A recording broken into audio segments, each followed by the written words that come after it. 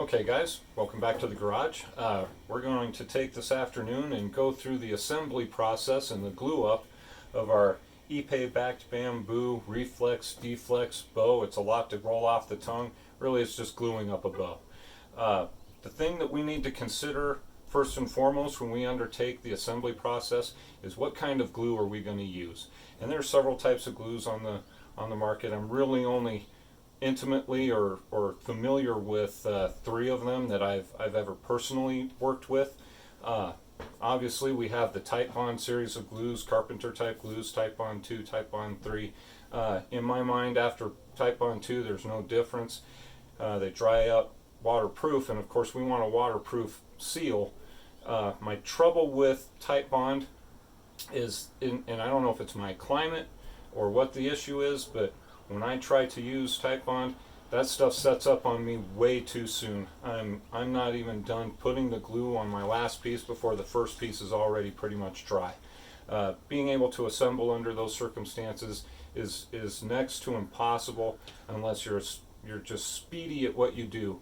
And as many as I've made, I've never been able to do it that quick. And so I never entertained wood glue as one of the glues that I would use to affix my backing to my belly.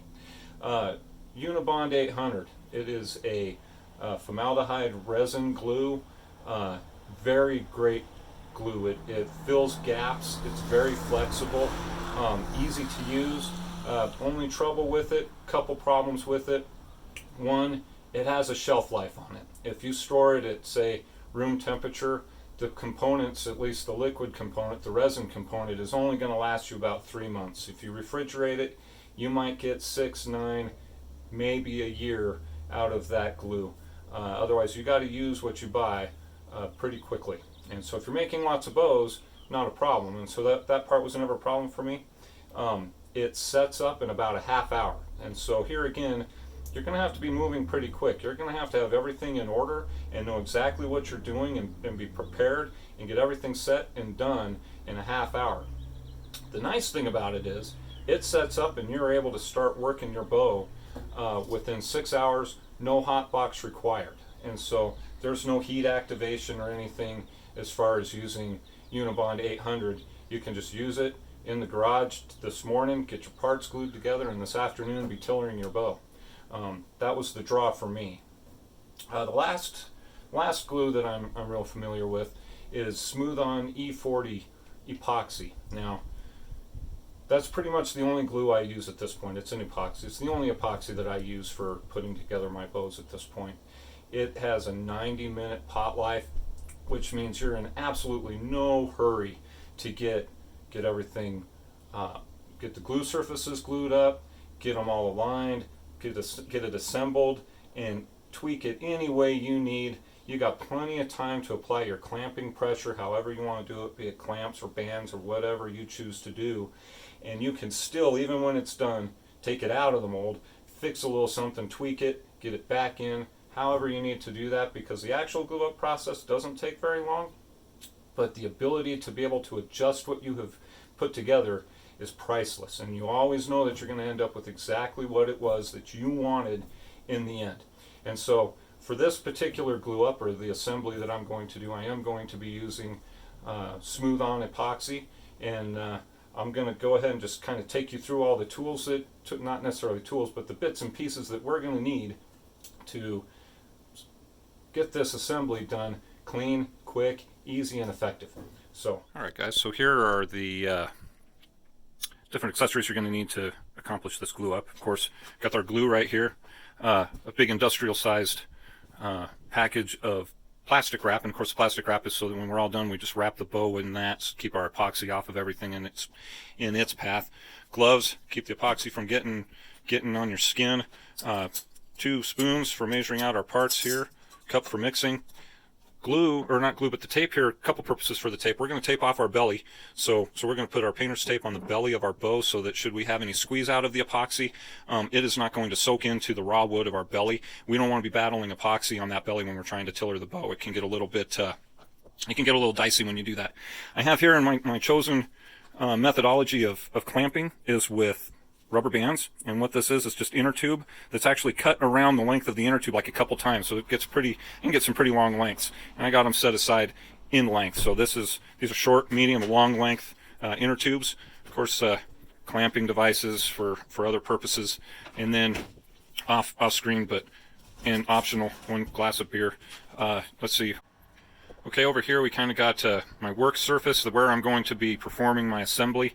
I have kind of an auxiliary piece of plywood here, and you'll kind of notice it. It's just a, I couldn't even tell you for sure, maybe a foot wide, maybe 14 inches wide. There, got my components laid up on the board itself. So, you know, our belly, our power lamp, and our back here. So these guys will be getting glued together. You know, and something to mention with this particular build, there's only 3 components there to glue up. This is a really straightforward glue up. And my goal with everything that I do is to really take as much of the complication out of the process, right? There's no sense in complicating beauty. And in the end, I mean, this is, it's almost like the fewer the parts, the more virtuous the bow. And so just 3 parts, that's all we're going to worry about gluing together right here. We're not putting a riser on just yet.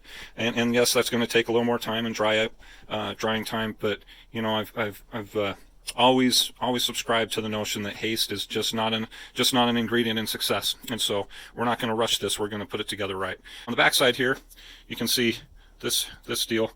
It's just a little jig that I put together, and it's just a you know, a couple 1x3s, 1x4s, something like that, that, you know, just give a nice flat straight surface for us to perform our clamping process on. And so when I clamp that together, you'll see that the pegs really are just there for me to latch the rubber bands onto to kind of bind down the bow and give it some shape. And then I got some blocks here, different sizes. We're really only going to use one, and it's going to be to get under our grip. So whatever height this gives us, you know, this, we want it setting up off the, we want to preserve our deflex, and that's why those are there. And I think what I'm going to do is just get my whole setup set. I'm not going to bore you with all of that. I'm going to tape down the belly. I'm going to get my plastic sheet on the board here and just get right with the gluing and assembly. Laying out some tape. So this strip of tape right here is going to be to align my tips when I get them glued together. Don't want to tape it to itself. There we go. And I guess it should go without saying that you want this environment to be as dust-free as possible, so make sure you are dust-free. This is going to be to line up where the power line comes to an end on its taper, so keep it lined up. This is going to be to keep the grip components at center line wrapped together. And as a little helpful tip there, don't put it right on center or you can't see your pencil line to know that everything's lined up. Top half of the riser, and again one last one down here to tape up the tip when we get going. Now all of our components should already be lined up. You got a mark right here that you can index and sort out where you're setting everything. Part of the preparation, and there's some debate about whether or not you want to do this. I do it just simply because I think it's an insurance policy and buys me just that extra bit of safety. I go ahead and degrease all my parts with acetone in case there's any oily resins in the wood. You can do it with like a Castile soap or something. However you decide you want to do that. If it's clean, new, sanded wood, you're not going to have to worry about any of that anyway. So if your parts have been recently milled and you're ready to go, you really shouldn't have to worry too much about degreasing your surfaces. I want to glove up for our epoxy. Now, if you read the instructions on this stuff, it will tell you to mix them even parts for regular applications. But then it says you can mix 2 parts A to 1 part B by volume and get a greater heat resistance. And I would tell you that I've messed around with that a little bit, and I have been able to steam and bend glued joints without the glue giving up. So when it says it achieves greater heat resistance, I believe them. So knowing that, I always go by volume, and I eyeball it. But since this is part A right here, I always go just a little extra measure more on this portion of the glue than on the part A, or on part B. So part B is actually a little more viscous anyway, so part B just kind of tells me where I'm at. Now, I'm getting just a light spoonful here of part B. Again, we are only mating, you know, 2.5 surfaces, 2 and a puny surface. That's what we're mating here. And once we mix these, of course, the clock starts. If you wanted to set a timer for 90 minutes, that's how long it would take for that to start setting up on you. One of the tools I did not mention at the beginning is our spreader. So I just make this out of a, you know, just a little slide of wood. It's thinner than my components for the most part. Just ground down to a bevel on each side so that I can just massage this glue along the lengths of the parts. I always start with my belly lambs, and my power lamb. Now, this stuff, don't be afraid to spread it pretty thin, because real wet joints just become messy joints. And messy is not what we're going for. We just got to get it basically wet along its length. Wet with epoxy. And we're gonna wet down the tops, or we're gonna wet down both mating surfaces, so you know, there's really very little chance of any dry areas. Now again, you guys, remember, first and foremost, you are not in a hurry here. You are not in a hurry. You just want to get this spread out over your bow, all of your bow parts evenly. Okay. Now, in the instance of a power lamb, like what we're utilizing here, when you're gluing, or when I glue at least, I try to leave just the slightest extra measure of glue right on these tips. Right, because we know that this is, if there's going to be a gap anywhere in our construction, it's going to reside right here. And EA40 is also a great gap filling glue. So it's very forgiving on your glue lines. If you don't get them matched up just precisely, it fills in the gaps for you. Alright, so we've got ourselves pretty well spread on here. And just look for my glue line and set it on. I have seen some guys go so far as to tape off the back of their bamboo. I wouldn't waste my time. It doesn't seem like anything sticks to the back of bamboo. If ever you tried to stain it or anything like that, even glue, you know, while it's still got its rind on there, if it's got the rind on, it's almost impervious. It's crazy. You know, so in this instance, it's good. We're gonna grind off that chalky layer in the end anyway. So having glue on it is really neither here or there. It makes no difference one way or the other. We just want to make sure that when we look down this piece of bamboo and all of our other pieces, that in the light we can tell that it's coated with epoxy. That is the key. Everything gets fully coated. And we cannot afford to guess. So once everything is coated, give it one last look. Constantly be looking to see if there's any dry spots. Like I said, the epoxy moves around very well, and you just get it over to where it needs to be. Alright, there should be no dry spots whatsoever. And we really don't want it too thick. It's kind of like putting together a peanut butter and jelly sandwich where you can't keep your buns, keep your slices of bread lined up. It's like that. We don't want to do that. We want to be able to manipulate things, but we don't want them to just be sliding around like they're like opposing ends of a magnet. You know, that's kind of how that goes. It just won't go together right. Okay, here are our parts. They're all glued up, and I'm sure you can't see in the camera lens that they're wet across their whole length. You'll see that I did leave a little globule right there on each of the transition tips. Right, so I know I'm going to get some epoxy squeeze out right there, but that's where you want it, and so it'll kind of give you that little extra measure of gap filling quality to it. And from here, we're just going to put this thing together right.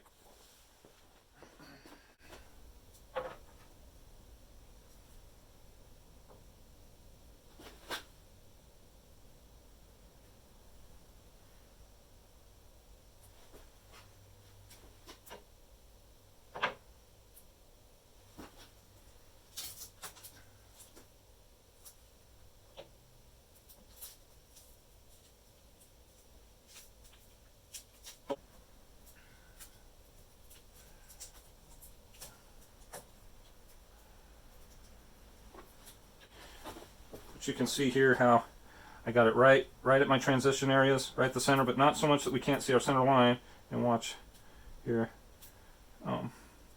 We can try and manipulate that back to center, and truthfully being off this much isn't going to really affect the end result of the bow, but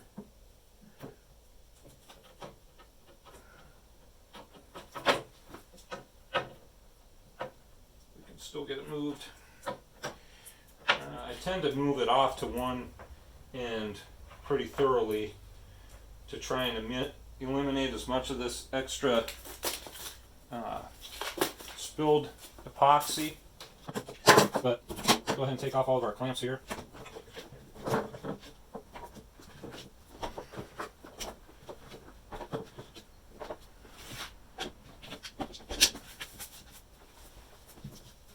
And right here, we just layer this plastic right on over. Boom, just like that. Coil it all up. And now we're dealing with just a plastic coated piece. Obviously it's not clamped down, we're still very loose all throughout. So now we move on to getting our bindings down. There we go. A short one right here. And I like to just get my grip in order. And with this stuff, you want to pull it as tight as it can go. And really just kind of wrap equidistant from the center out, and then I just come right back on across it.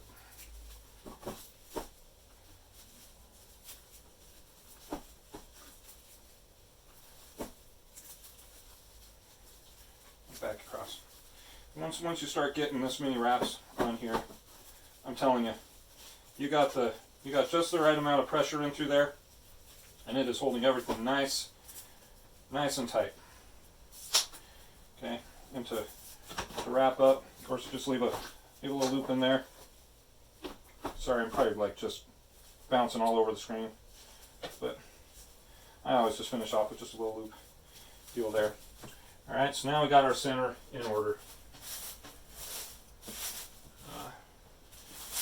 And we can move on to wrapping the limbs then with our long length. So at this point I take my longest length of,